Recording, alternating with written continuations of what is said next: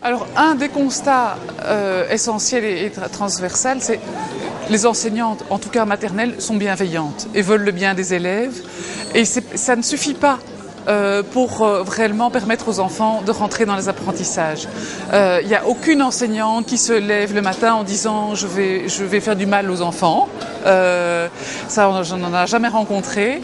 Mais il y en a qui ne se rendent pas compte qu'en n'expliquant pas, en rendant pas les choses explicites pour tous les enfants, en ne leur permettant pas de construire leur savoir en classe, dans le lieu même, en leur demandant de s'appuyer sur des prérequis extérieurs, elle crée des inégalités, elle crée des différences qui font que certains enfants ne vont pas rentrer dans les apprentissages ou vont se conformer à une idée de l'élève conforme, docile, mais qui n'est pas réellement un élève apprenant. Ce n'est pas un élève qui rentre dans l'apprentissage.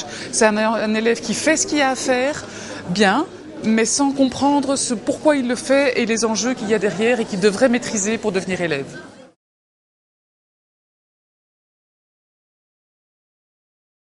Donc c'est une séquence, un petit morceau de séquence qu'on observe vraiment, ça passe très rapidement.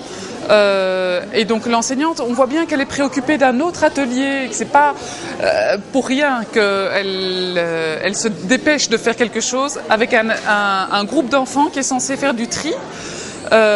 Et le groupe lui dit on a fini. Et donc elle se dirige pour redonner une nouvelle consigne et ne constate pas qu'une des élèves a mélangé les petites figurines de toutes les couleurs dans son bol, alors que les autres ont bien pris la couleur du bol. Et donc elle reverse au milieu de la table toutes les petites figurines en disant « et maintenant on va prendre les éléphants ». Mais donc elle ne renvoie pas à la petite fille qui a tout mélangé l'information selon laquelle elle n'a pas fait la tâche qui lui était assignée. Et donc cette petite fille peut rester avec l'idée que ce qui était important c'était de faire et pas de trier. Et donc cette petite fille n'a pas compris, en tout cas à ce moment-là, n'a pas eu l'occasion de comprendre ce que ça voulait dire trier. Et donc il y a un apprentissage qu'elle ne fait pas. Elle le fera peut-être à un autre moment, mais pas à ce moment-là.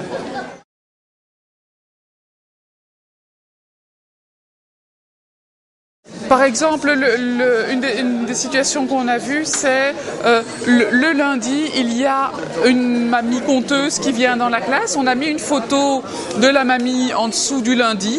Et donc toute la classe peut se référer aisément au fait que le lundi, c'est le jour où mamie Odette vient raconter des histoires. Ça permet à chacun de se situer par rapport à ce jour-là au moins. On peut trouver d'autres choses pour d'autres jours.